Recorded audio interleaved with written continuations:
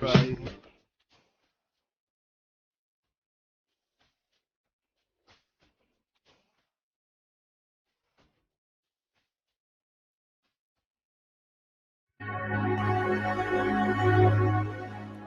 Hello, everybody, and welcome into another Teague's Take podcast with George Teague, alongside George and JT. As always, I am Tim, and it is post Super Bowl. Hope everybody's Super Bowl hangovers are done. I'm working on mine still, nursing it a little bit. But as always, we've got another awesome special guest on Teague's Take tonight. George, I'm going to let you introduce D here. You're a little more familiar with her than I am. Yes, I am, and I'm very glad to have this next guest on.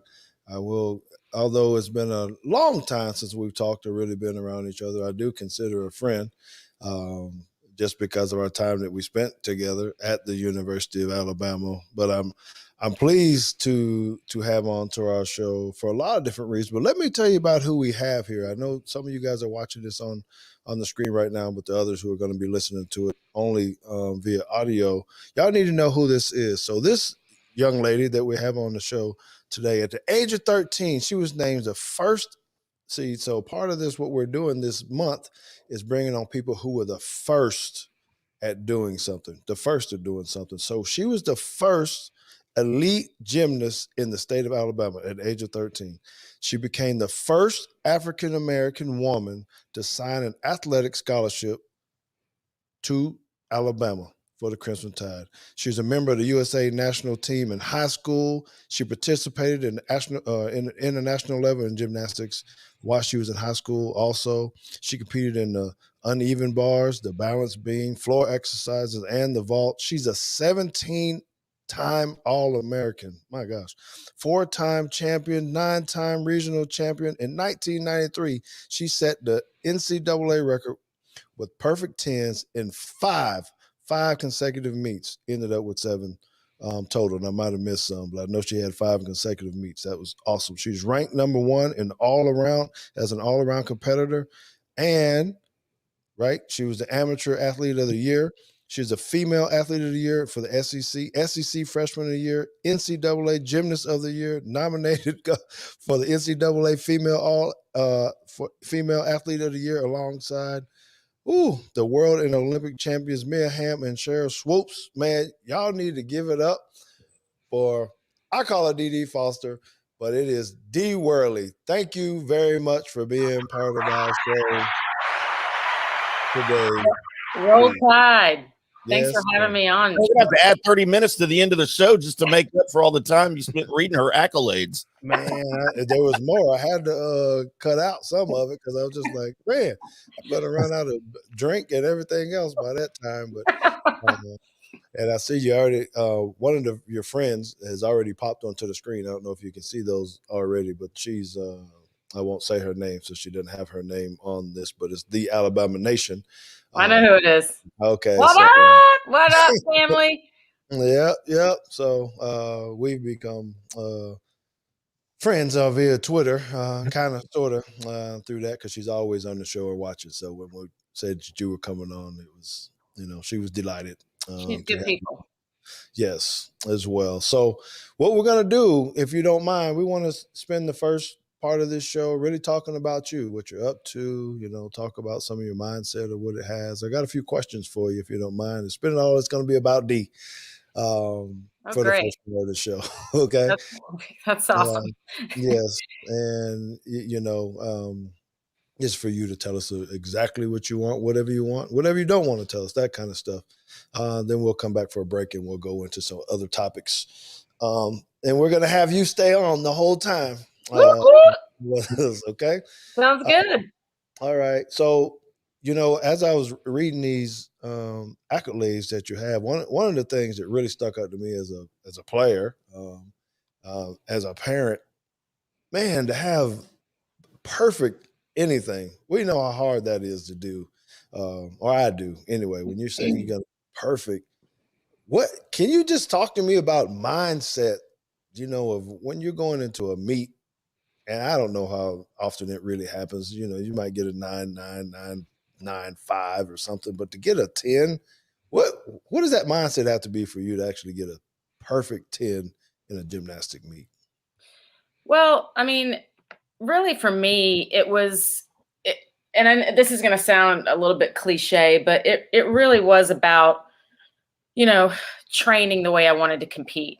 And so every day in practice, quite frankly, practice for me was way more intense than competitions, because the pressure was on to, especially in college, the pressure was on to make the lineup, right? So there's, we count 5 scores, and so the top 5 people on 4 events, when you have a team of 15, 16, 17 people, folk are fighting, right, for a position on each event. And I was an all-arounder, so I wanted to be competing on all 4 events, and I wanted my scores to count. I wanted to be considered a dependable asset to the team, so I wanted to be later in the lineup, where my score was needed. So practice for me was when I was really going for the 10s, right? And we actually had inter squad meets during practice, which means that it was kind of like a mock meet, where we sometimes dressed out in our actual competitive leotards during practice, and we had blaring music, and we had we simulated a meet environment in the gym. We had judges come in and judge us. So by the time we got to the competition, it was kind of, I don't want to say a dumbed down practice, but or anticlimactic, but it was definitely not as intense sometimes, except for the Georgia meet. The Georgia meet, now that was next level every single time. That was a good time. But by the time I got to a competition, I had been, had done my routines so many times, had done so many reps of the same thing over and over and over. And it's about not just doing it over and over, but doing it as perfectly as you can over and over. Right. And, I had one of the toughest coaches, period. And she, was a perfectionist herself. And so the standard was, 9-8 and above, or we start over. So, the standard was high in practice. So by the time I got to a competition, it's not that it was no big deal, but really all I really had to manage was adrenaline, and nerves, and keeping my nerves under control, to be able to compete exactly the way I trained. But it is a mindset. There's, gymnastics is a sport where perfection, and I'm saying that in air quotes because it doesn't really exist, but perfection is the standard. And you're taught that. I started the sport when I was 4. So when you have something drilled into your head since you're, basically a toddler, it's not the same kind of pressure that, somebody on the outside looking in would consider it to be. It was just kind of my normal, so, but achieving it for the first time, which the first 10 I ever got was in Athens, which was particularly satisfying to get my first 10 over there at that gym on that floor. That was fun. That was because you could have heard a pin drop. It was so quiet in that Coliseum. Is that who we consider our rival? Is that our gymnastic rival? Oh, yeah. Yeah. Oh yeah, Georgia and Alabama was the jam. I mean, and it really jumped off my freshman year. That was when that rivalry. I mean, you've seen Sarah and Suzanne on the SEC network, right? So that's what that whole thing is about, is the Alabama Georgia rivalry, and that really kind of jumped off and kicked into another gear my freshman year. And it got more and more intense every year after that. And I absolutely loved it. Loved it. I loved the sort of the infighting and the stuff that you're not supposed to say. And gymnastics is considered kind of a polite sport, and it got not polite for a while.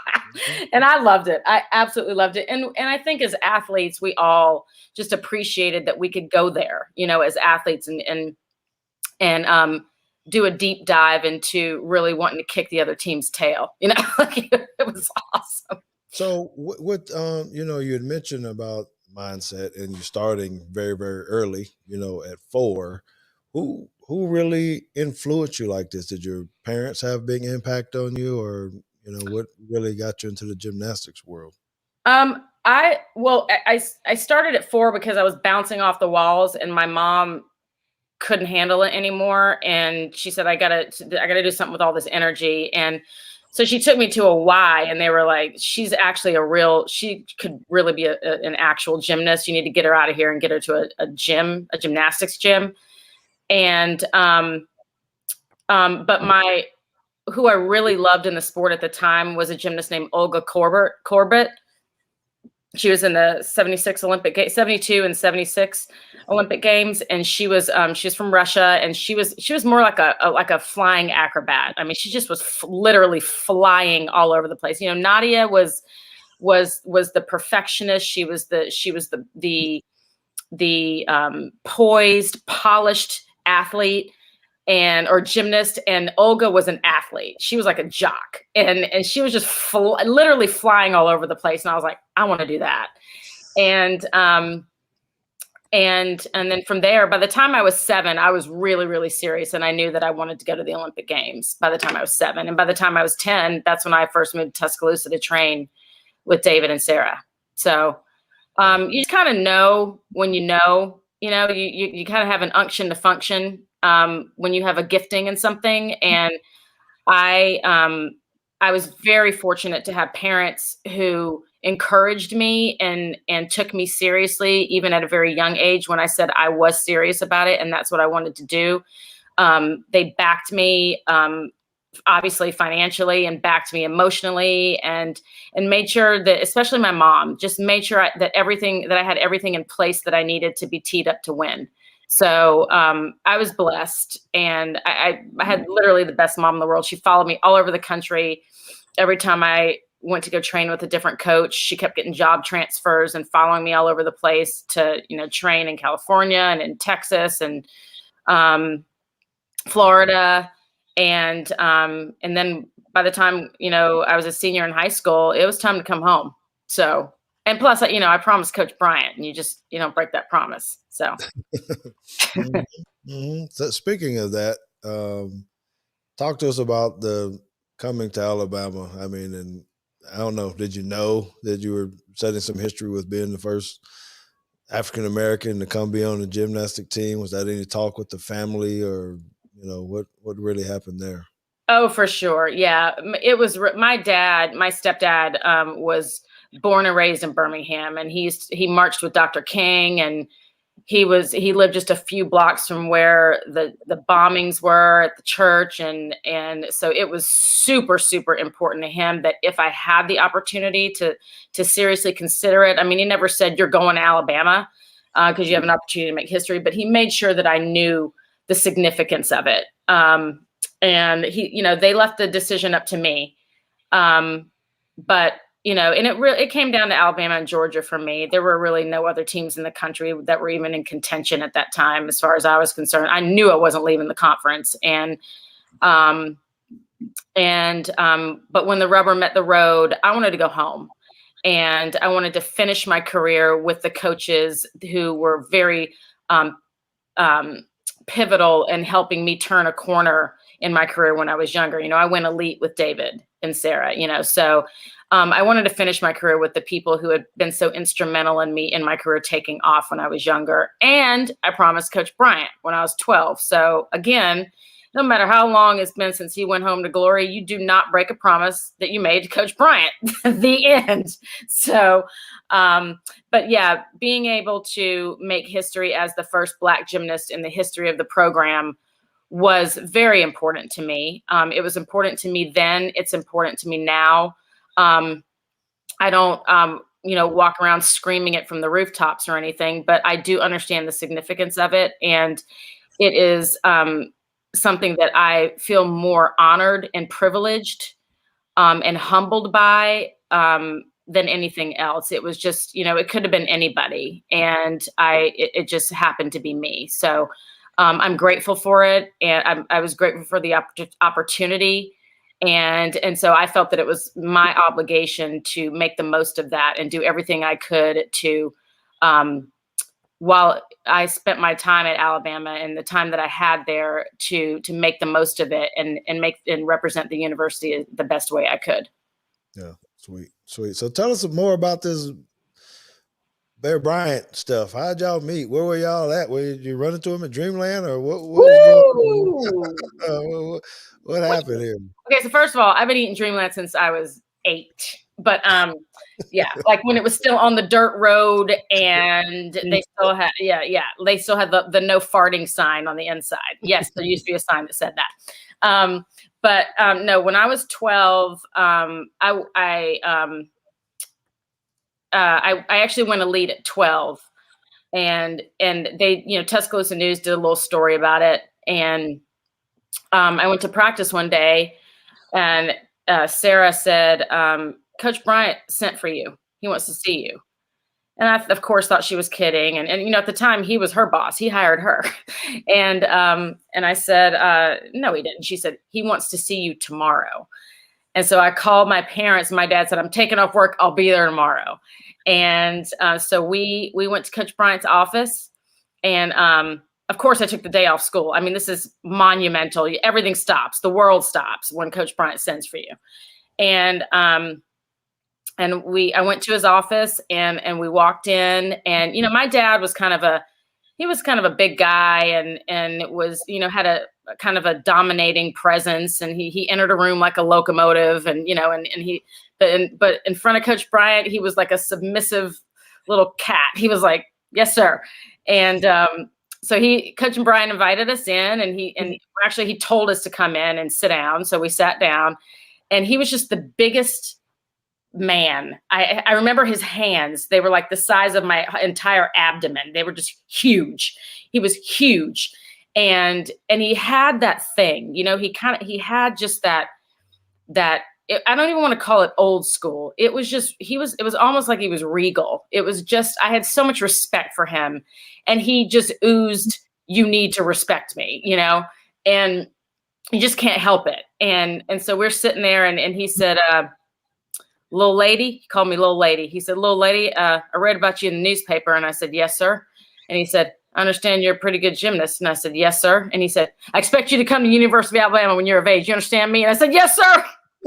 And that was it.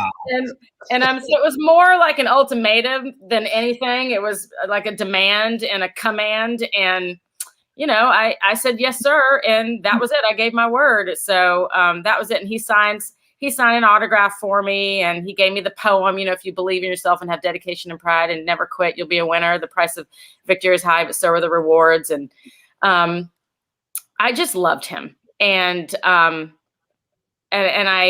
Coach Stallings reminded me so much of Coach Bryant. And that was another reason I really loved Coach Stallings I felt so blessed that he was the coach when I was at Bama, because it was like having Coach Bryant 2.0 for me, So that was my Coach Bryant story. And I went back to the gym, and you couldn't tell me nothing. I mean, nothing. I was smelling myself and everything. I was like, Coach Bryant asked to see me. Yeah, it's that kind of party. And I was just, that was to me my greatest accomplishment, way more than anything I did as an athlete. Getting noticed by Coach Bryant and commanded to come to Alabama was the greatest honor ever. So, yeah. Tim, that's the time you're supposed to cue up. Can't nobody tell me nothing. That's funny. Oh man, we gotta insert that on the yeah, we do. A post take or whatever. That was trouble. That was good. That was funny. Yeah. Well, Tim has some history with the old Bear Bryant there too, a little bit. Yeah. And Uncle Gene Stallings.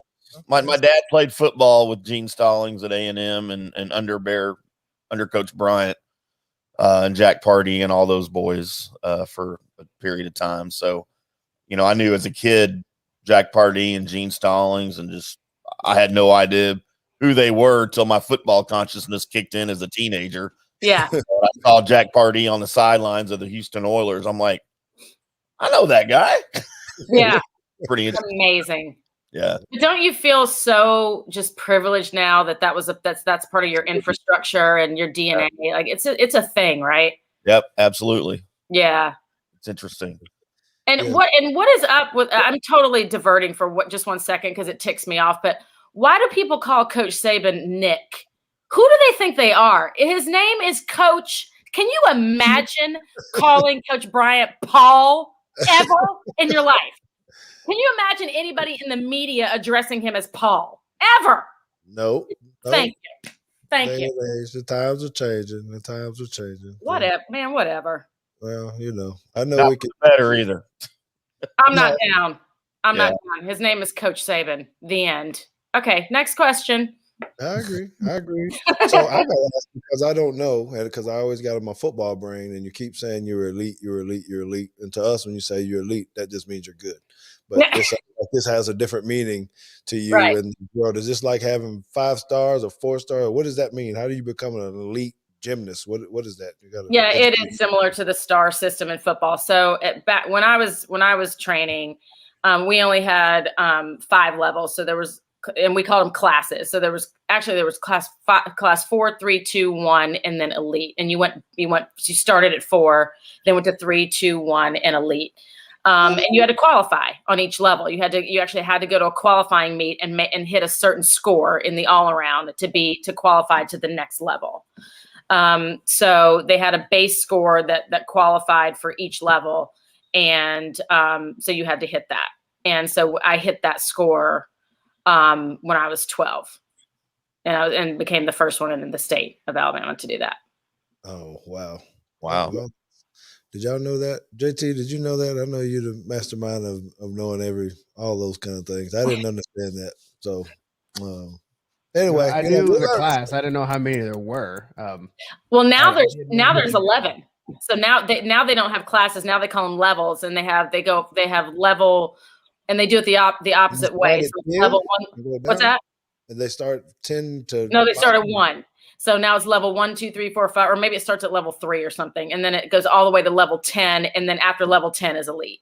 So an elite is considered Olympic level. So you can only be, if you are training for the Olympic Games and on the Olympic track, you have to be elite. You can't be a level 10 or 9 or a class, 1 or 2 or 3. You have to be elite to be considered Olympic level. So yeah. Gosh, JT, that's gonna have to be Money Matters segment of why don't they make football stars equivalent to NFL level guys? I mean, they kind of do. Those 5-star. Those stars are supposed to, as much as they say that it's not, it is supposed to be a projection on how early they think that you are actually going to contribute in college. If you're a 5-star, they expect you to be a starter by your sophomore year, and they also expect you to at some point be an All-American. 4 stars, they taper it down, and then 3 stars, you're just supposed to like contribute, and then 2 stars, they're like, you made the paper. Here you go. Yeah. I mean, it doesn't always translate, obviously, but you go with your best get, and it's about it's similar in that it's about consistency, right? So in gymnastics, you're only as good as your last score, and you're only as good as your last qualifying score, your last win, or your last championship, or whatever it is. So and it can change. And the difference, I think, is the competition factor. So the competition factor doesn't really affect gymnasts the same way it does in football, right? So getting prepared for a playoff game in football is not the same thing as getting prepared for the SEC championship in gymnastics. There is competition, of course, but the way you're by yourself. Gymnasts are out there alone, right? So we're on the apparatus alone, and we got to hit our routine every single time, every single weekend, no matter who we're competing against, period. So it's a little bit of a different dynamic in that we don't, our performance is not contingent on people around us performing. It's all on the individual to get on the apparatus and do their job. So it's, yes, it is a team, absolutely. And the individual score counts toward the team, but it is a one at a time kind of a building to a team score thing versus, 11 people on one side of the ball making plays all at the same time. It's different. Okay. Well, thank you for explaining all that, because You already knew that. No. Nah, you probably didn't.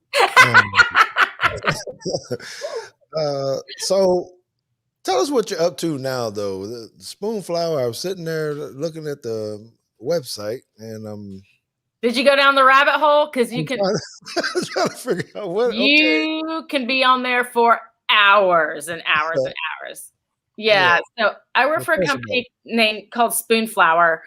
Spoonflower is the world's largest custom design fabric wallpaper and home decor digital marketplace.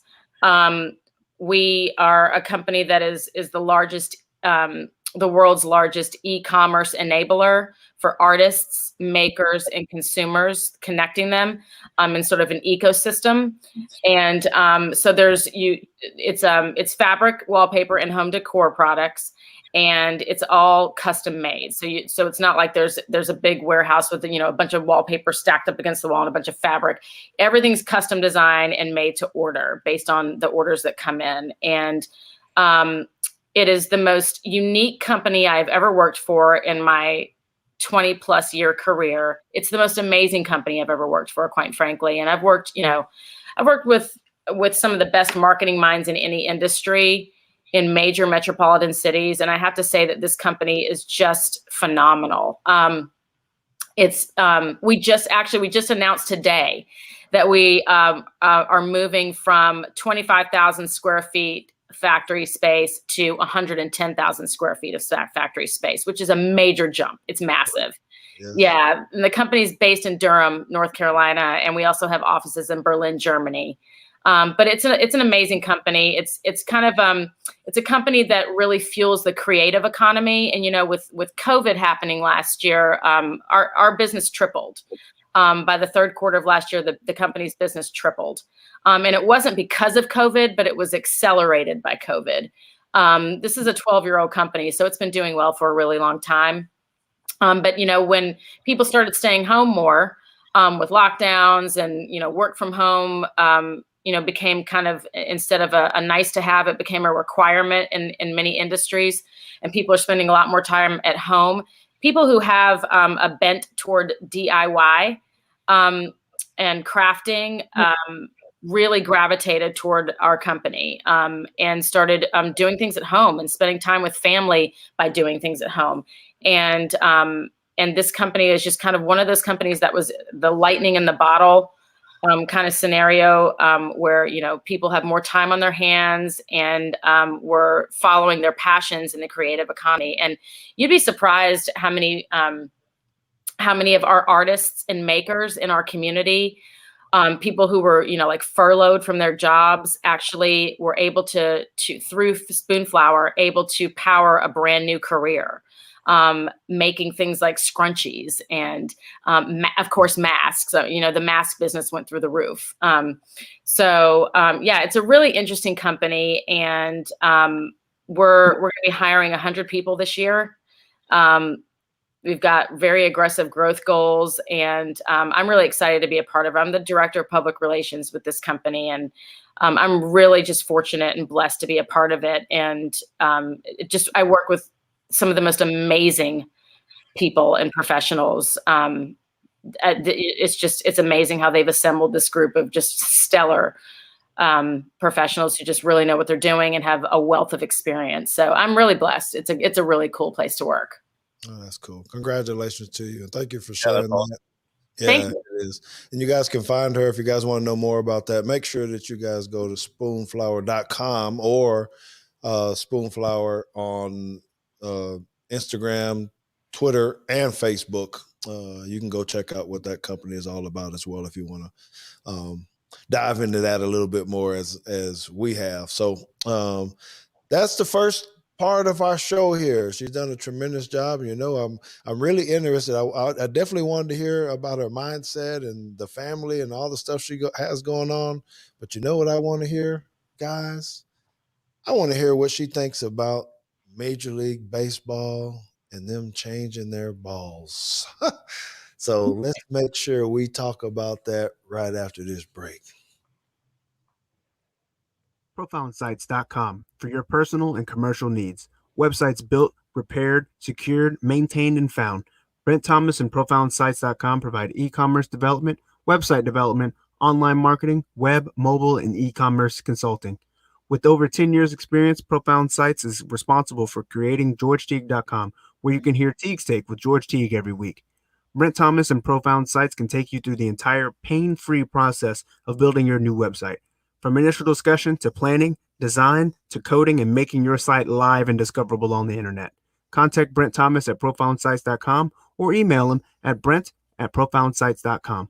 Hey, sports and sports memorabilia fans, this is IndyCar Tim. I want to talk to you about our new friend Chris Gordon over at the Cowboy House, cowboyhousesports.com on the web. Now, Chris is super passionate about all sports, and that's why the Cowboy House is so much more than just a Dallas Cowboys sports memorabilia store. He's got unique game-used memorabilia and rare, hard-to-find autographs for teams across the globe. Everything from the NFL, MLB, NHL, NBA, golf, UFC, soccer, Olympics, even from Hollywood and the political sector. And his store isn't just a fancy mall store. It's more of a man cave that he likes to share with his friends and customers. Come on into the store at 209 South Shady Shores Drive, Suite 200 in Lake Dallas, and you can walk on the Texas Stadium end zone turf. You can sit in a chair from Yankee Stadium or Texas Rangers Globe Life Park. Check out hundreds of autographed jerseys from hundreds of teams. Check out thousands of photos signed with certificates of authenticity. He's also got custom framing for all of your sports memorabilia items. Chris Gordon over at cowboyhousesports.com. 214-551-5978. Thank you, Cowboy House. Need a one-stop shop for Cowboys news happening over at the Star in Frisco?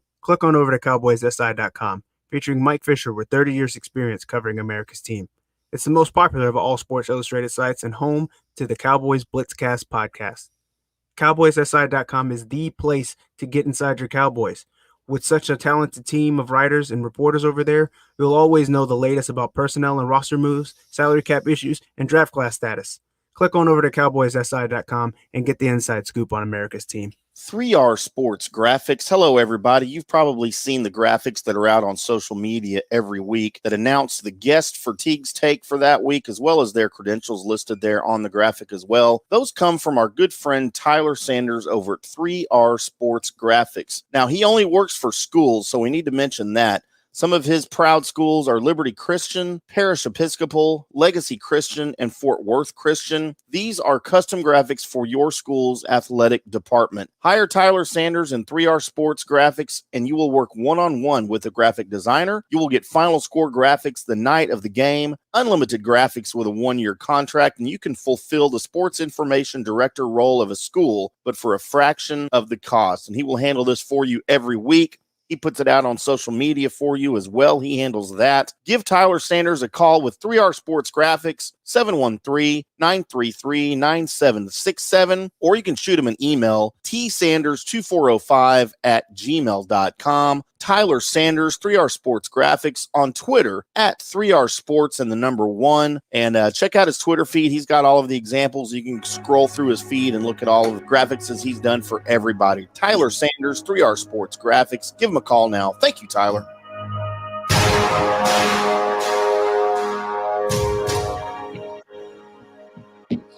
Hey, everybody. Welcome back to Teague's Take. We've got American gymnast Dee Worley with us.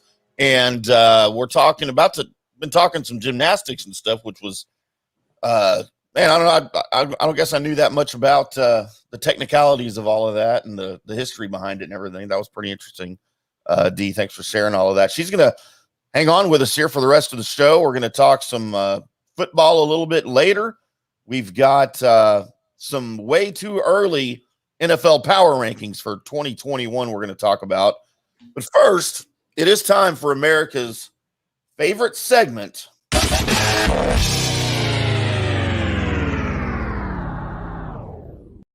Now it's time for America's favorite segment, Money Matters with JT.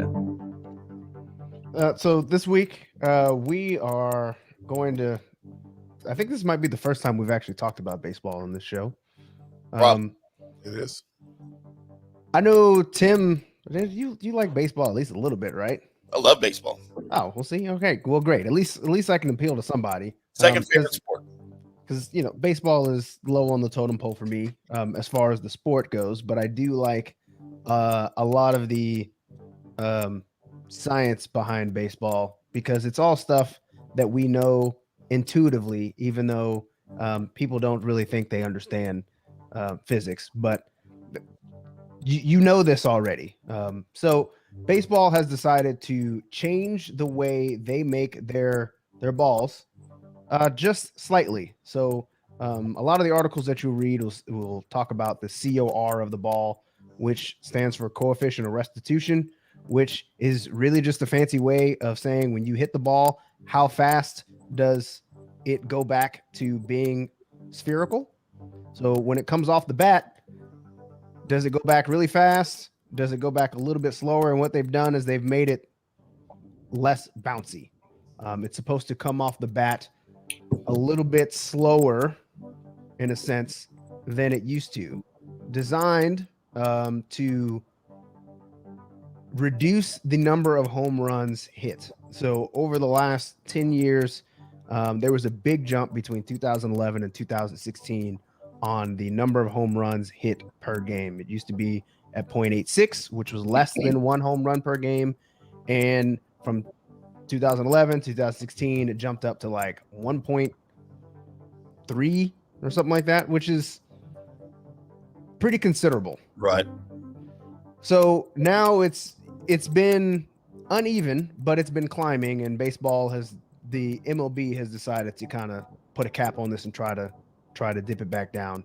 And I wanted to gather some thoughts on what we thought about this, because the first thing that I thought about was, and D said this before we started, was, oh great, this is yet another reason why baseball kind of sucks to watch, especially on TV. You know, you're going to lower the scoring. Everybody knows that scoring is what drives people into watching these games anyway. This is why you can't touch any receivers in the NFL. This is why everything in basketball is a foul. This is why, personally, I think that most of the younger folks think that baseball is incredibly boring. But I wanted to share something that a former Marlins executive said about this change. And his quote was, "The reasoning for deadening the ball is money. We would sit in the competition committee and say, well, we don't want more offense because we have to pay players more due to arbitration and free agency. There's no doubt that people enjoy 10-8 games more than they enjoy 2-0 games." So he's saying that the more people are hitting home runs, you know, I think I'm thinking of it like the quarterback problem that we have in the NFL, right? The more touchdowns you throw, the more you command on the market. Baseball doesn't have a cap.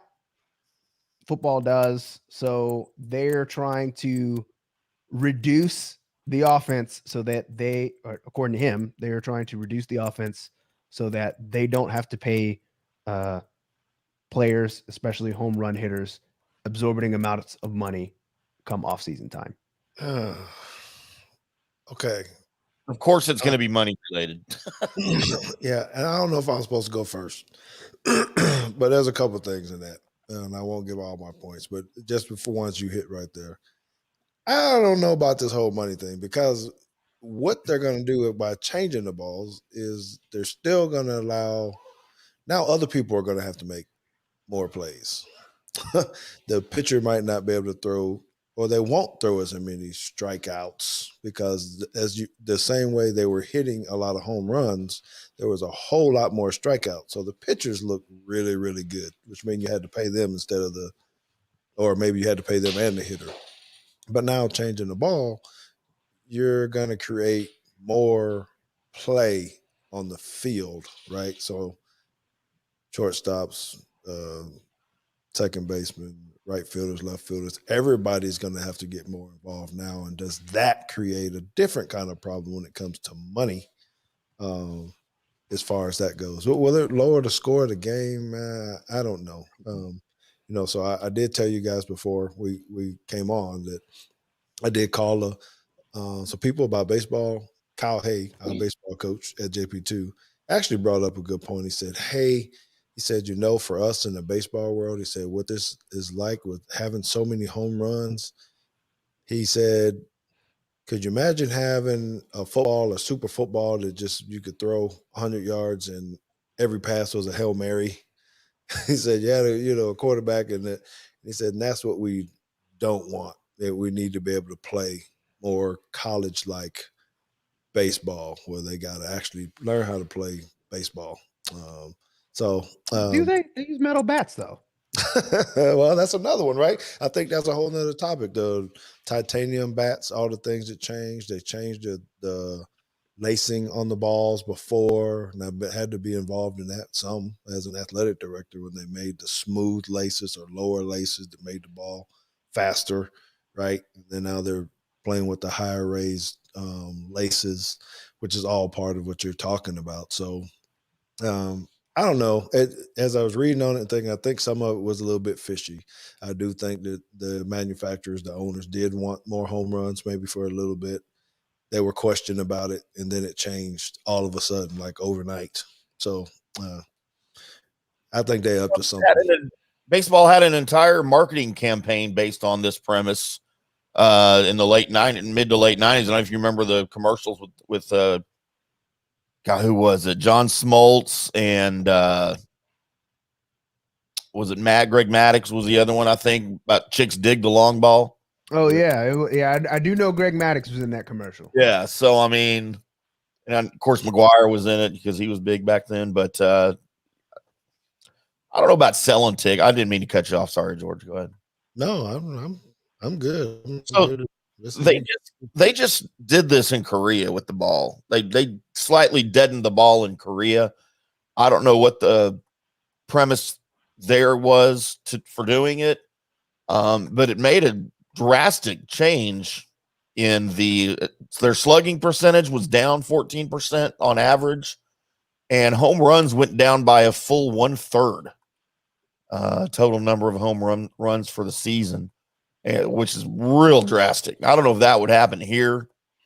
I think they did some other tinkering with the ball in addition to deadening a little bit there that they're not going to do here. But I'm kind of a baseball purist, I guess you might say. I'm a fan of the history of the game, and you have the so-called dead ball era. It was basically from around 1900 to about 1920, but it wasn't because of the ball necessarily. It was just, home runs obviously back then weren't important and weren't stressed until Babe Ruth started hitting them in the 20s. Wasn't they playing on T-ball fields back then or something? Wasn't the fences real short? There's still some parks where the outfielders can reach over the wall, but I mean, they didn't even have regular gloves. They played with those kitchen oven mitts. Yeah, right. Back in the day. Like before that, they played with their hands. So I mean, before they had gloves. But I like the 2-1 game, the 1-0 game. To me, that is much more exciting than a 10-8 game. Now you're going to have, I guess, the average casual fan will have more opportunities to cheer. When your home team's hitting 7-8 home runs, obviously, but. I'm a fan of the pitcher's duel. I like the 1-0 games for true fans of baseball, especially if you're into strategy and things like that. Man, the pitcher's duel, there's nothing better than a pitcher's duel to me. Sounds like you like defense. What about you, D? Yeah. What do you know about baseball, and what do you think about this? I did my internship with the Braves, and so I was there during those really cool NLCS years that when the Braves were in it almost every year. I guess my biggest question about this whole topic is, did baseball players just evolve past the technology of the ball, and they just got better than the ball, the original construction of the ball, or has something else happened and the ball and the sport or the ball needs to be deadened so that the sport can be preserved back to some of that purity, where they're actually playing all of the different positions on the field, and all of the different positions on the field are relevant in every single game. I don't know. I have no idea, but the whole thing about it being about money, which listen, I'm a capitalist. I don't begrudge anybody making money, but but that just doesn't ring true to me. If it's about not paying, home run hitters more money, or whatever, whatever that point was. I think that if this is about preserving the purity of the game and getting all of the positions on the field back into the game and having an active role in every single game, then I think it might not be a bad idea if the baseball player has evolved beyond the technology of the ball as it exists right now. And maybe JT can speak more to that, but I would be curious to know if baseball players have just gotten better over time and they've just kind of figured out the ball and figured out sort of the loophole in the ball, or is it that there's is it that the players have gotten better, or is there a flaw with the baseball itself? I think the problem is you still got the bats to deal with. Those have evolved too. You can change the ball all you want That's to. it. You change the I bat. think that's it. Because we went through a period where corking the bat was a little more prevalent than they'd like. Which, if I do listen to a lot of science podcasts, and many of respected scientists have shown that corking the bat actually makes it worse for you because you've hollowed out the bat and the cork doesn't actually give you any spring, which is why they used to break all the time. And people would get caught. So then they stopped doing that. One, because the league told them to stop doing it, but two, because it actually didn't work. You just broke bats all the time. And now, they've gotten smarter. As a society, we've gotten smarter. We know, they had the whole campaign with the launch angle and what angle you need to be trying to hit the ball out at. Where's the sweet spot on the bat? Like, where do you need to actually hit it on the bat speed, all that kind of stuff. As much as, golfers go in knowing what their swing is and how to get the ball to do certain things and getting it to pull one way or the other, batters know the same thing. They're just as meticulous as golfers are. And I think it's a little bit of both. The players are getting better. They know more of the science behind it on what you need to do to get the ball out of the park. And I do think that the ball was probably a little bit springier than they thought. It was the tighter that you weave the ball, the quicker it bounces off of things. It's just like, you throw a hacky sack on the ground and it doesn't bounce because it just squishes and stays there. And basketballs, tennis balls, and baseballs bounce a little more than you think they do. Can we talk about that word? Because they've not come up with a better scientific term than bouncier. What the heck is a bouncer baseball? Hold on. See, that wasn't even the scientific term. The scientific term is coefficient of restitution. Good Lord. Coefficient of restitution. I like write that down, kids, for your SAT. Coefficient of restitution. Yeah, that's not an SAT word. But let me. I'm going to have the last word here, right, before we move on and talk a little bit of Alabama football. Another point that was brought up to me when I was researching this a little bit is I heard that baseball is also going to start like having the little screens in their dugouts, kind of like the surface things that the NFL guys use, but it's going to be where they're filming the pitcher and things, and so that they can grab clues. Bad idea. And well, that's what they said is coming down the pipe now, so that they can go into the dugout and really start looking. One, to see, well, why'd you miss the pitch, or or whatever, but also get some understanding of that, which I think is gonna cause more of this too, because they're going to be smarter with trying to figure out how to hit these home runs or whatever, place the ball or whatever they got to do to be better. So it'll be interesting to see if that actually comes to fruition, if you see people studying pitchers, and I don't know, where that goes with our technology nowadays. Might be interesting, right? That seems like a terrible. Yeah. Isn't that exactly what the Astros were just? Wasn't that the whole deal? Yeah. They're just paying it now. They're just going to make it happen, man. They're just going to make it happen, bro. So let's talk about Coach Saban And it's Alabama Crimson Tide for a minute. And there's doesn't have to be a whole lot of talk about this. I just, when I heard this, I don't even know how you rank it or what really happens. But when you say someone has the best recruiting class of all time, what does that mean? You know, what are we saying here, that we're going to be that much better, you know, another 2 years based upon what we were talking about with these rankings? He's got all these 5-star guys, 4-star guys. Are we just really about to smash the competition, or what do you think, JT?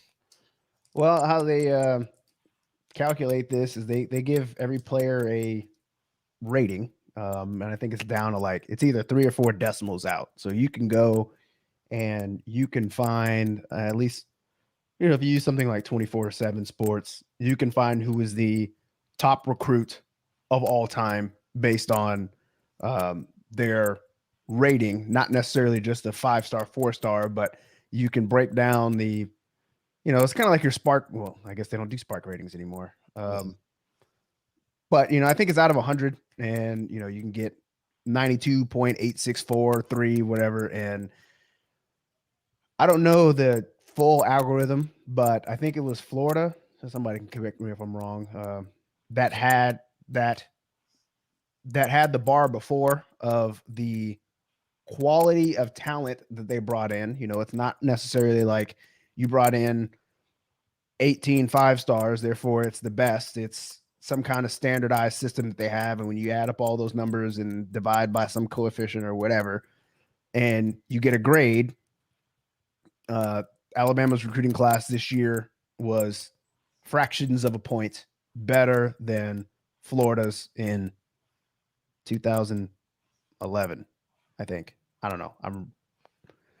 It was a very good class that Florida brought in, and they were a very good football team. So I'm excited. National championship after those, after that recruiting class, the Florida winning that championship after 2011.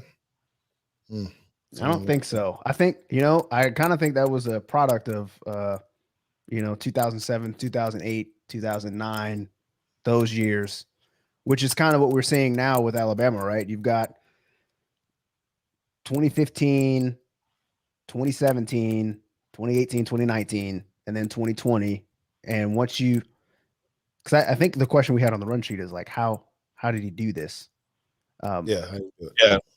I kind of feel like Alabama kind of recruits itself at this point. You know, as long as Coach Nick Saban is still there and he rings the phone, you know, most kids are gonna take that offer. Especially when you don't, you know, there are certain things that Alabama affords you that a lot of other schools can't, don't, won't, whatever. So I think it's a product of the history at this point and the track record, more so than the recruiters that they have on staff to date. Okay. Anybody else? Yeah. Go ahead, Tim. Crazy stat here is that every 4-year class that Nick Saban has recruited at Alabama has at least one national championship.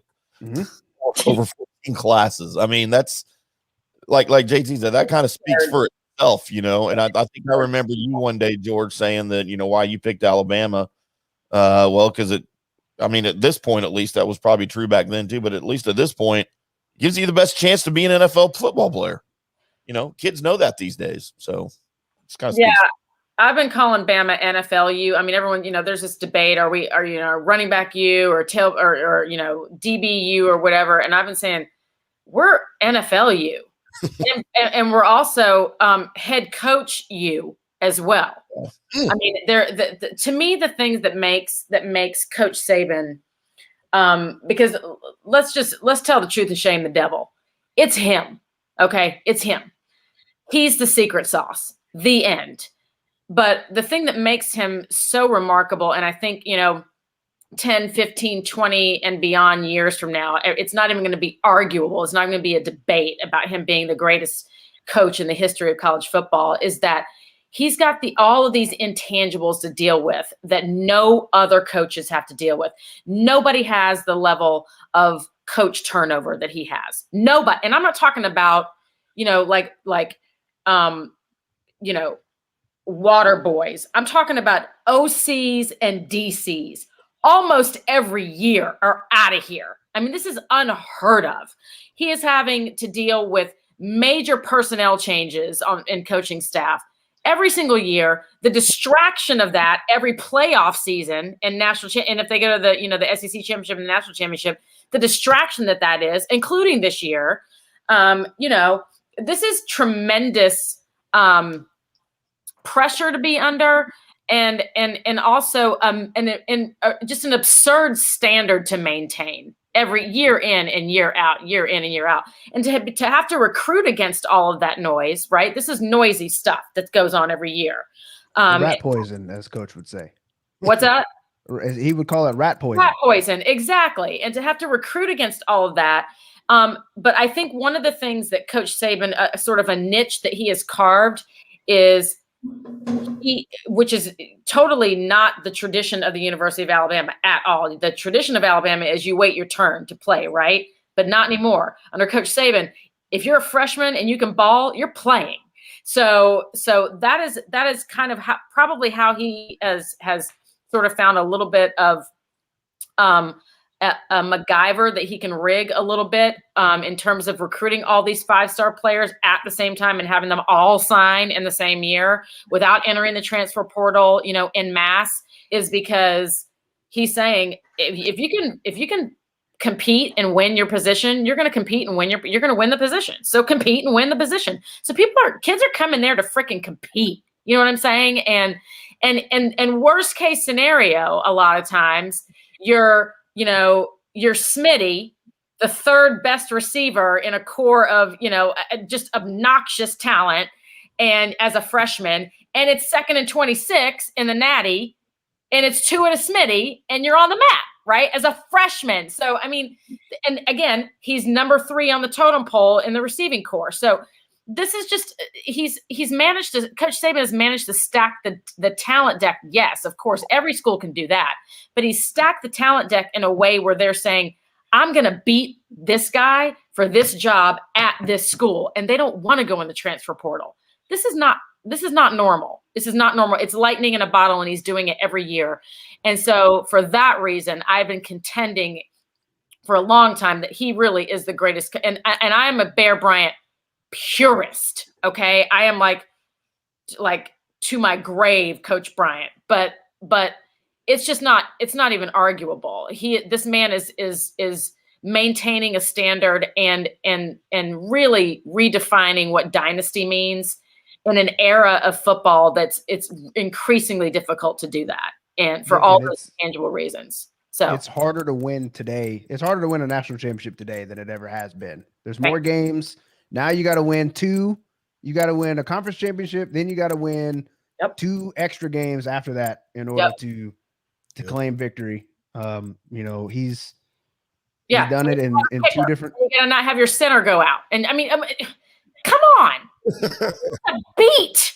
We lose our center, and God, I love Landon, but we really didn't miss a beat. We missed him, but we didn't miss a beat on the field. This is absurd, y'all. It's absurd. It just doesn't.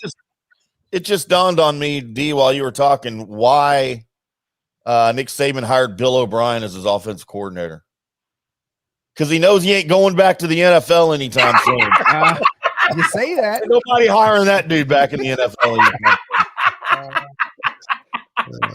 Try to have somebody there longer than a year or 2, right? Yeah. I take that back. I think Bill O'Brien's is not really a thing in Tuscaloosa as far as coordinators. My goodness. I mean, it's crazy. Well, Man, if you notice the kids that do transfer out of Alabama,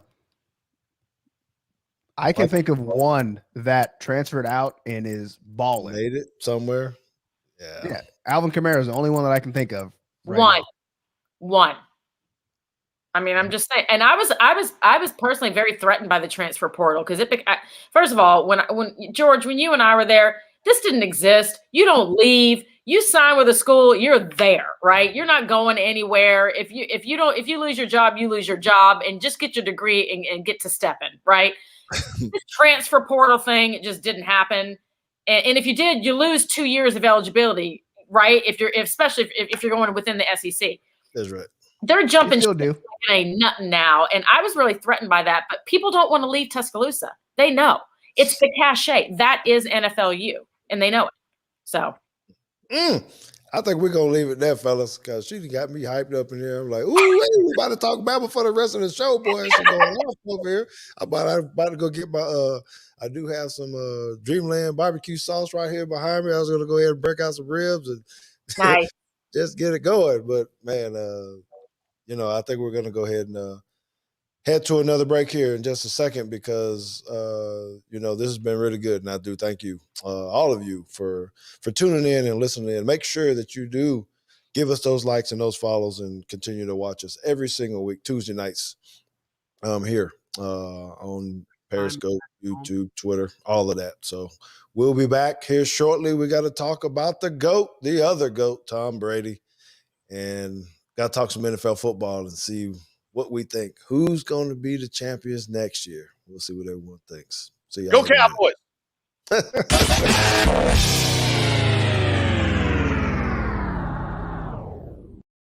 Increased time inside your home, noticing all the little things needing attention? Let Repair Resource be your one trusted contractor to tackle all of your home repair needs. They do it all: electrical, plumbing, drywall, painting, and flooring of all types. They can even handle your exterior needs, like fencing, patio covers, concrete pads, and decking. No job too big or small, Repair Resource does it all. Call them at 972-415-1198 or visit them online at www.repair-resource.com. Hey, this is IndyCar Tim. I want to talk to you about the Maverick Bar and Grill in Carrollton, Texas. It's North Dallas's premier sports bar and grill located at 1616 West Hebron Parkway. It's 16 minutes from just about anywhere in the DFW Metroplex. With all of the live action on dozens of TVs and the big screen, it's the place to hang out and watch the return of sports with all your friends. Friday and Saturday nights, you'll find the best live music in DFW right there at the Maverick Bar. And of course, on Thursday nights at 6 p.m., you'll find Teague's Take broadcasting live with Alabama and Cowboys legend George Teague. Come hang out and be part of the show. Check out the Maverick Bar and Grill in Carrollton, 972-492-7500, or on the web at themaverickbar.com.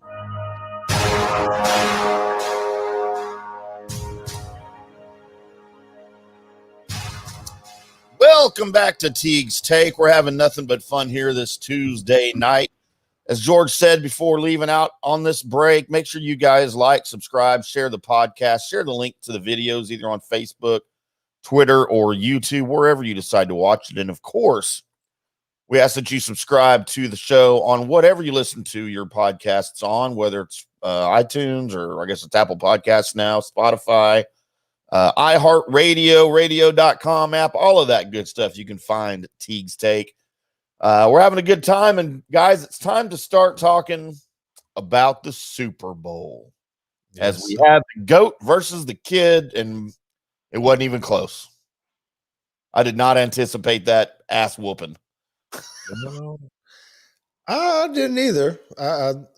The thing is, and I'm glad you tweeted it out earlier, because 4 of the 5 of us on our preview show did end up picking the Bucs to win the game. So I felt really good about our analyst on the show and being able to make that happen. Right. So I don't know what interested you guys the most. Did you guys really watch the whole game, or did y'all check out? Did y'all know after about the third quarter it was over and you started going back and eat your chips and all that? Or did you watch it to the end? I watched it all because every possession that the Chiefs had, I thought this could be it. This could be it where they put it together. And until you got to about 6 minutes left in the fourth quarter, I was like, he's probably not going to happen at this point, down that many points. But even in a losing effort, some of those throws that he made, good Lord, how is that even humanly possible, man? He hit the dude in the face, falling went through Devin White's hands. I don't know how Devin White, missed it. Good Lord. So there was so much talent on the field. It was fun to watch in that aspect. I think what got me was watching to see, as much as I've watched Evan White this year with the Tampa Bay Buccaneers, that's a linebacker. He just looked like he was running crazy and all over the field, just amped up. He was talking so much trash during the week, and I thought, oh gosh, this is not going to be good for him. Man, he came up big, tracking down everything, So hats off to them. I'm glad the way Tom Brady handled himself, as well post game, and he basically said he's coming back. Y'all believe it? Y'all think he's coming back? Oh, yeah. Give it another run. Keep the dream team together. Why not, man? I mean, as passionate as this guy is about football, I don't think I brought this up on the pregame show that we did on Saturday, but I guess it was Tom Brady that tweeted out or had it in an article somewhere that his wife and kids left their 28,000 square foot house for 2 full weeks before the Super Bowl so he could be alone and focus on the game. No, I'm sorry, but 28,000 square foot house, there's got to be a spot you can go and be alone, right? But no, they had to physically leave the property and go somewhere for 2 weeks, probably to one of their other houses, and just so he could focus. What do you do in your 18,000 square foot house up there up there where you and JT live at? I don't know, man. My kids are somewhere. I don't ever keep track of them anymore. I got to put cameras upstairs just so I know where they are. Oh man, jeez, y'all got so much money, man. It's nice for y'all to be loaded like that. You know what I'm saying? Yeah, I would know. D, I had to step up my game because JT and Tim, they had these really fancy mics that you're looking at over there, and I had this old little, I don't know what it was, something I borrowed from school or something. I had to ask me one for Christmas. Like, can y'all give me one of those? Something he borrowed from his Borrowed, yeah. I took it back. I did take it back. I took it back. JP2 there does very well, man. So anyway, all right. So I want to ask y'all a question. I want to ask y'all this to y'all, and I want y'all to give me the one that's the most intriguing to you guys. I'm gonna give you 5 choices, then we'll talk about some others because there's a lot of history made. But this one's about Tom Brady. So which one is the most interesting or excites you the most or whatever? Just how do you feel about it? The one that you think is the most critical to you. All right. So Tom Brady, I think he ends up with like 15 Super Bowl things. I want to give you 5 of them. History making kind of deals. All right. So first one, everyone knows now he has 7 Super Bowl wins. That's the first one. Okay. But the second one is that he's had 10 appearances in Super Bowls. Okay. That's the second one. Or he's been the MVP 5 times in the Super Bowl. Good Lord. Or he's won a Super Bowl in 3 different decades. Jeez. Or that he's the oldest QB to ever win a Super Bowl at 43, age of 43. All right. D, which one intrigues you the most? Wins. 7 wins. 7 wins, huh? I mean, at the net is how many rings do you have? All those other stats are impressive, and any one of them would get him, a gold jacket. But to me, it's about the big. Losing sucks. Appearances suck. Winning that's all there is. I know I'm being very get off my lawn right now, but I mean. You're either going to win or you're not going to win. I mean, it's second place sucks. So it just sucks. So it's just win, baby. Did Teague M come in second this year? Oh, nothing. That was aimed at Tim there about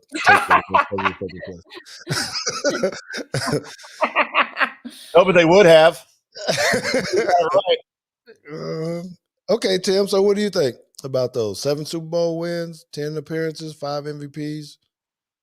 Well, I think they're all impressive, but the one that I think is the stat I think is most impressive, you didn't mention, that he lost twice in the Super Bowl to Eli Manning. Oh, okay. Ouch. Wowza. That's almost unbelievable, but it is what it is. Yeah. Okay. All right. JT, you muted. I don't know how that happened. Apple don't Mm. fall from the tree, doesn't it? I blame it on D. I'm not a part of that tree, and I did the same thing, JT. For me, the appearances are the most impressive to me. There have only been 55 Super Bowls, and he's been to 10 of them. That's nearly 20% of. And I'll tell you why. I was talking to one of my coworkers yesterday. They are not football fans. They love the Super Bowl just because of the fanfare, the festivities, and the food. But they are not football fans by any stretch of the imagination. And he says to his spouse, his spouse asks him, "Hey, do you want to watch the game?" And he's like, "Nah, not really. We're in quarantine anyway. We can't. We ain't watch football all year. Who cares?" And he said, "And Tom Brady's gonna win the Super Bowl anyway." What he didn't realize, and his spouse reminded him, he said, "The Patriots are not playing in the Super Bowl." And his response was, "I don't know. Tom will figure out a way to win it somehow. Yeah, I know he's there." Yep. And then, and I was like, "Oh yeah, joke's on you. You found out that he plays for the Bucks now, and somehow the Bucks are just in the Super Bowl again." So, for the Bucks not winning a playoff game since the last time they won a Super Bowl in 2002, to then you just casually acquire Tom Brady, and he gets you there, going through Drew Brees and Aaron Rodgers, both on the road, and then takes down the last Super Bowl MVP.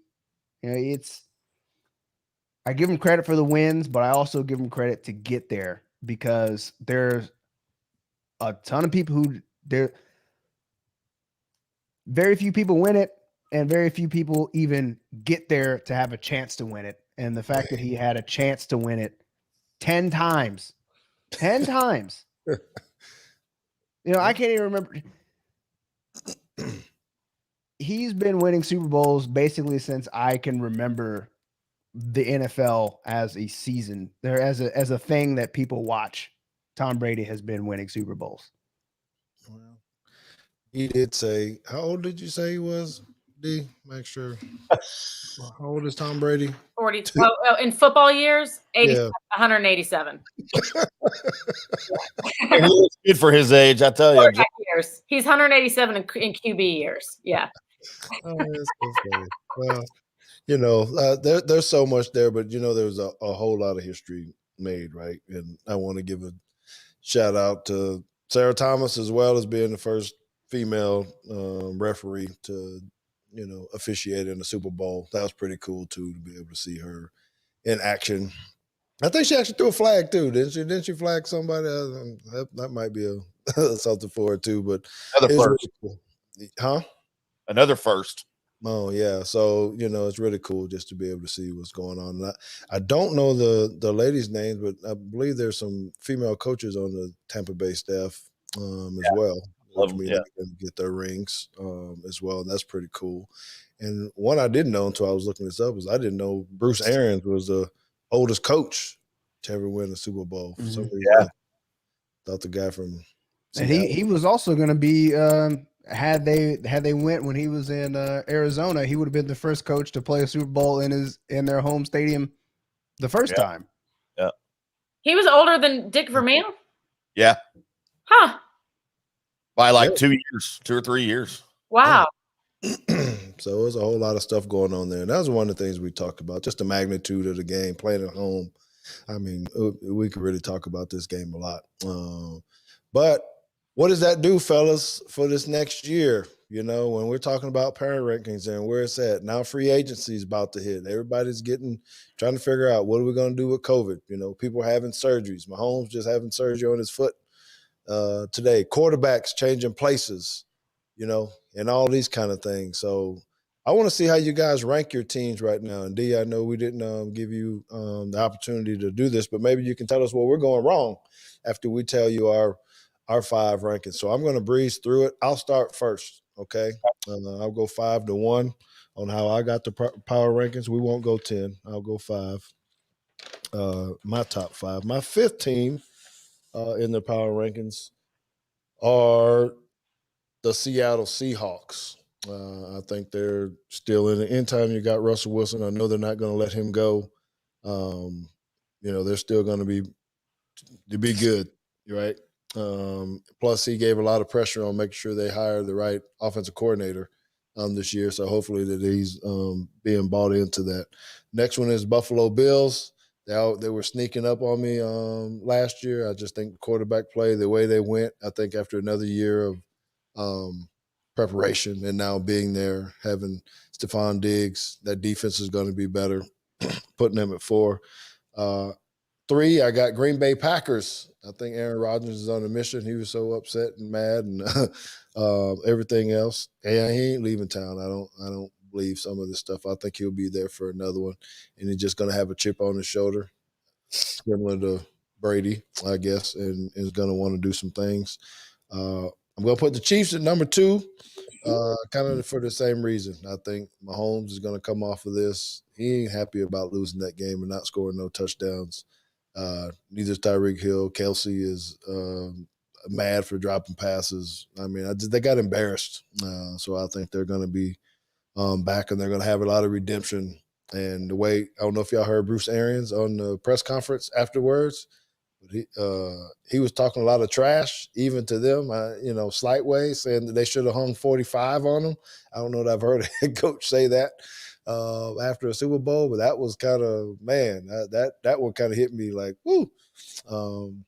But that's why I'm putting Tampa Bay at number 1 as well, because if they put all those guys back and Bruce Arians keeps this team together, they do have some free agency guys that they're going to lose, but if this defense still balls out and they have more confidence this next year, I think people will be chasing them. So there you go. Seahawks, Bills, Packers, Chiefs, then the Bucks. Tim, Wow. You want to go next? Yeah. My number 5 team has a brand new quarterback, and I predict that they will win a Super Bowl with their new quarterback. Oh, Lord. The Los Angeles Rams. Oh, my God. You say this is 5 or this is 1? Number 5. Okay. They've got a real quarterback now, a grown-up quarterback. Lots of experience coming in. I think he's going to do well in McVay's system there. Number 4, the Tampa Bay Buccaneers. That's kind of self-explanatory. I agree with you at number 3, though, George, with the Packers, especially if they can get Rodgers some help, which he desperately needs. Number 2, I've got the Buffalo Bills. Another year, playoff experience. I think they're going to be dangerous in the AFC next year. And then at number 1, the Dallas Cowboys. I'm just kidding. The Kansas City Chiefs. They're going to draft well. I think they're going to be tough for next year. I think the 2 best teams in the league, without question, next year are going to be the Bills and the Chiefs. Tampa Bay will be the best. The Packers will be the best NFC team next year. And if you're curious where I had Dallas in my rankings, they're at number 19. Okay. I think it's about right. Yikes. Yeah. It might be a tad high for me, but that's fine. It feels like the 1 in 15 year. Ugh, ridiculous. What you got? I've been, number 5 was really hard for me. I don't know what I have against the Rams, but you picked the Saints, didn't you? I was really I can't. I don't think Drew's going to be back, so that's it. I don't know what the Saints are going to do, and the Saints have negative money, like negative $92 million for the cap. I don't even know how they're going to field the team, but I was trying to find all the reasons to not put the Rams at 5, but their defense is good enough to carry them. So they get 5 for now. This is so funny because JT hated the Rams. I didn't hate the Rams. I just didn't think they were good enough. And I was right. They weren't good enough. but Yeah. you know, I All don't right. know. I'll give it to him. Number 4, I'm gonna go with the Buffalo Bills at 4. All right. These are all close. I really think with the exception of the Rams, I really think you can take any of these top 4 teams and just pull them out of a bag and have some stake to say that they'll be the best team next year. Number 3, I'm going to put the Packers. Until they draft some offensive weapon. I do think I think the Packers are better than the sum of their parts. And all they need is some help for Aaron Rodgers, and that would have actually probably put them at 2 for me. Actually, I just changed my mind. They're going to go to 2. I'm going to put the Bucks at 3. Oh, look at you. You can't be switching in the middle. And the reason why is because as much as I liked Bruce Arians as a head coach in the past, I'm not giving him credit for this Bucks team. I thought for a while they were severely lacking. They were playing under their talent level on offense. And I think Todd Bowles once again showed how great of a defensive mind he is, and that is what steadied the ship for the Bucks. No pun intended. So then that leaves the Packers and then the Chiefs, because even though the Chiefs just lost in the Super Bowl, they were there 2 years in a row. Late, sorry. They were there 2 years in a row, and there's no reason for me to believe that they won't be there a third time again, based on the current roster and who they can keep. I don't see them losing very many players. They draft well all the time. They've been drafting well for a while, and that's how you have sustained success, to be able to keep your players, stay under the cap, and draft well. And I think they have the track record to do it, so they'll keep the top spot for me. Okay. All right. So you agree with those ones, D? We got Chiefs, and the Bucks.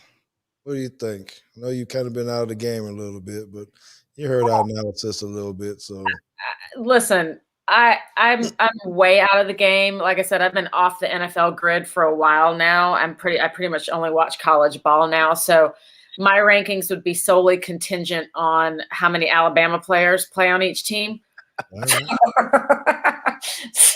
so and is that's that the Redskins, or who is that? Who that's is the Redskins, right? Isn't the whole defensive line the Redskins? Isn't that all Alabama players or something crazy like that? But of course the Skins are in the Cowboys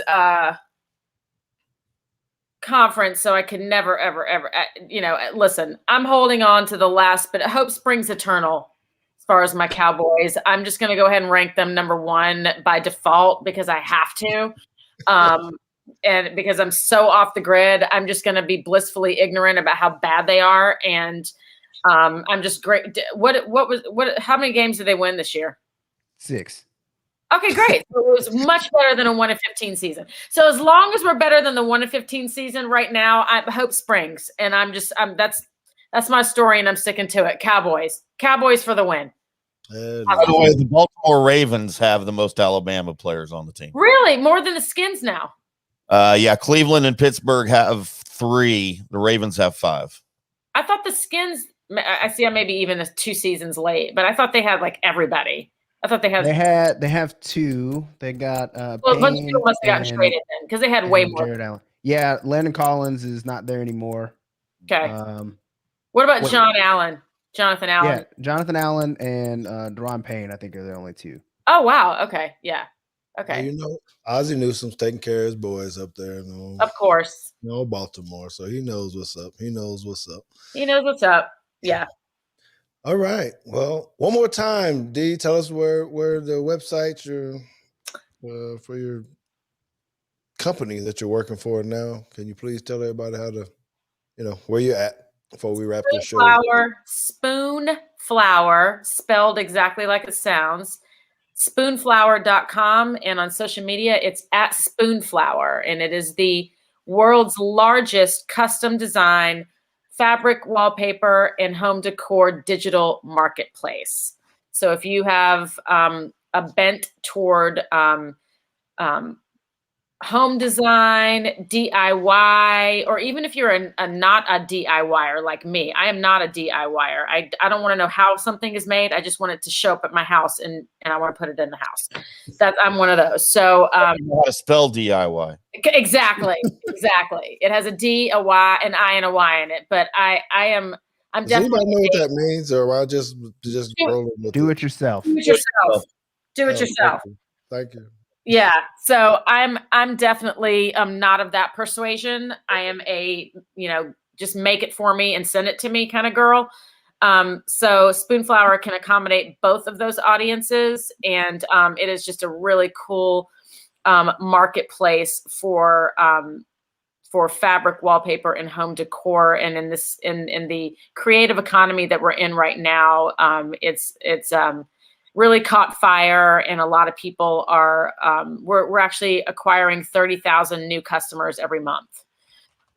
So it's a booming business, and it's the bomb, and you are not going to find the kind of we have over 1 million designs on our website, over 1 million, and thousands of artists contribute those over 1 million of designs. So it's just a really cool place. If you want to find some wallpaper, home decor, or fabric that you can't find in any retail store, in any brick and mortar store, or any store online, as a matter of fact, Spoonflower is your destination for that. So spoonflower.com is the website, and at Spoonflower on all social media.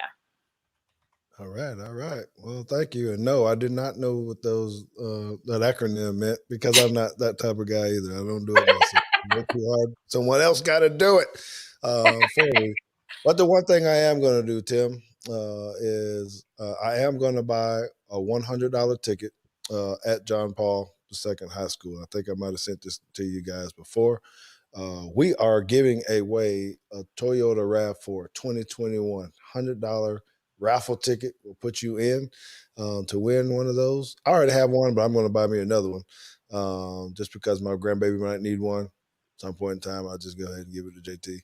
Or my daughter might want to have it because she's about to graduate. It'd be a great present. So if you guys are interested in jumping in this raffle with me, pop in your $100. You can go to jpiihs.org.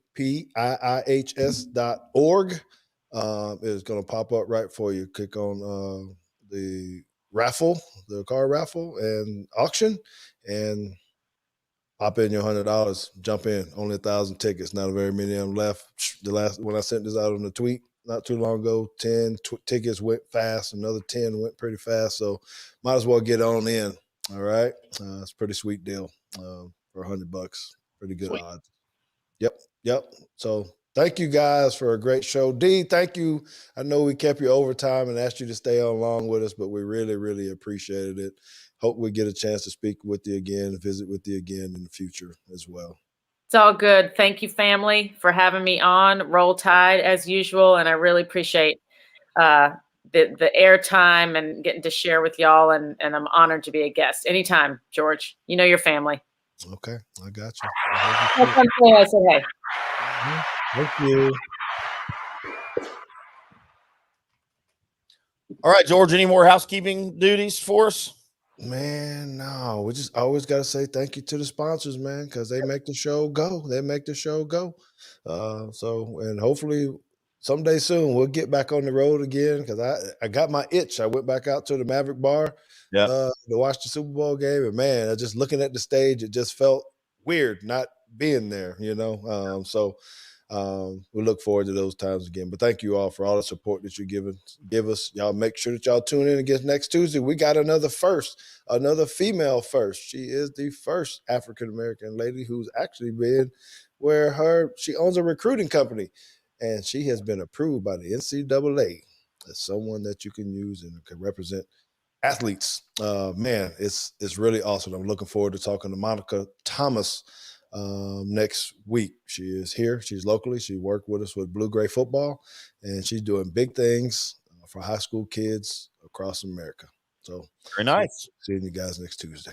Yep. All right, everybody, take care. We'll see you Tuesday, 8 p.m., Facebook, YouTube, and Twitter. Till next week, take care of yourself.